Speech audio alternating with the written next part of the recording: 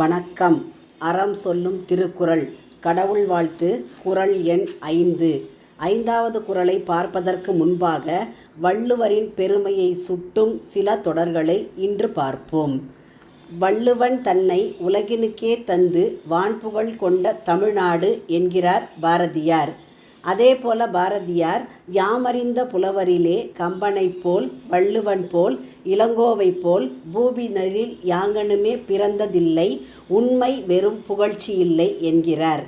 வள்ளுவனை பெற்றதால் பெற்றதே புகழ் வையகமே என்கிறார் பாரதிதாசன்.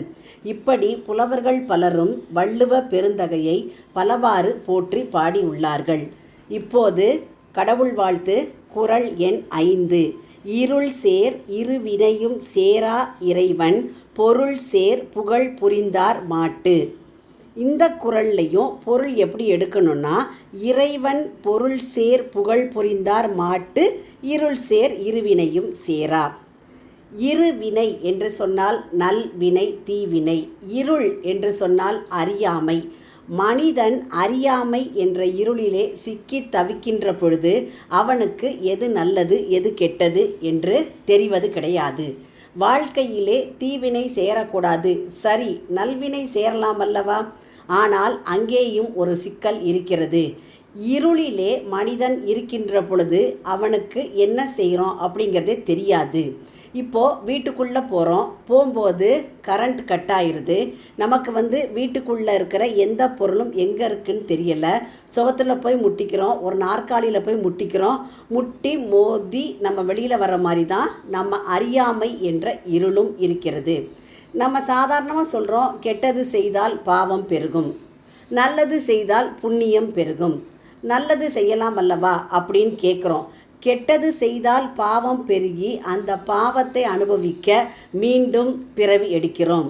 அதே போல தான் நல்லது செய்தாலும் புண்ணியம் பெருகி மீண்டும் இன்பத்தை அனுபவிக்க நாம் மனித பிறவி எடுக்கிறோம். ஆகவே 2, நல்லது செய்தாலும் பிறவி உண்டு, கெட்டது செய்தாலும் பிறவி உண்டு. இதையே தான் மாணிக்க வாசகர் அறம் பாவம் என்னும் அரும் கயிற்றால் கட்டி என்கிறார். அப்போது நல்லது செய்து நாம் இன்பத்தை அனுபவிக்க பிறவி எடுக்கிறோம் என்று சொன்னால் எல்லா பிறவியிலும் நமக்கு துன்பம் என்பது வரும். இயற்கையால் வரும், நம்மளாலேயே வரும், கடவுளாலேயும் துன்பங்கள் உண்டாகும். அப்போ இந்த துன்பங்கள் எல்லாம் உண்டாகின்ற பொழுது இந்த துன்பத்திலே இருந்து வெளிவர நாம் என்ன செய்ய வேண்டும் அப்படின்னு கேட்டால், பொருள் சேர் புகழ் புரிந்தார் மாட்டு.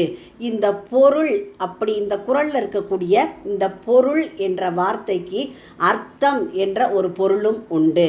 அப்போது நம்ம சாதாரணமாக என்ன செய்கிறோம், மனிதர்களாகிய நாம் எல்லாரையும் ஒரு மனிதனை பார்க்கின்ற பொழுது இவர் அறிஞர், இவர் புலவர், இவர் கவிஞர் என்று சொல்லி பல வார்த்தைகளால் புகழ்கின்றோம்.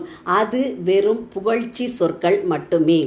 இங்கே இந்த பொருள் சேர் புகழ் புரிந்தார் மாட்டு அப்படின்னு சொன்னால் கடவுளினுடைய உண்மையான புகழை விரும்பி அன்பு செலுத்துகின்றவர்கள். அப்போ இங்கே பொருள் என்ற அந்த வார்த்தைக்கு உரியவர் இறைவன். இறைவனினுடைய உண்மை புகழை விரும்பி அன்பு செலுத்துகின்ற மக்களிடம் மட்டும் இருளாகிய இருவினையும் சேராது. அறியாமையால் விளையக்கூடிய நல்வினை தீவினை என்ற 2 வினைகளும் சேர்வது இல்லை.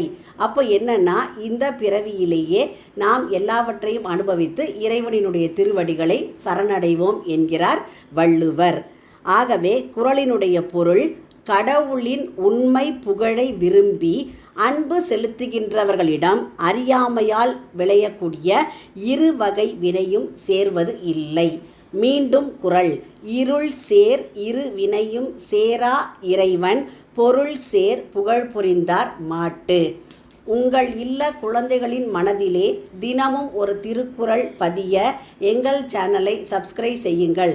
லைக் பண்ணுங்கள், ஷேர் பண்ணுங்கள், சப்ஸ்கிரைப் பண்ணுங்கள். நன்றி.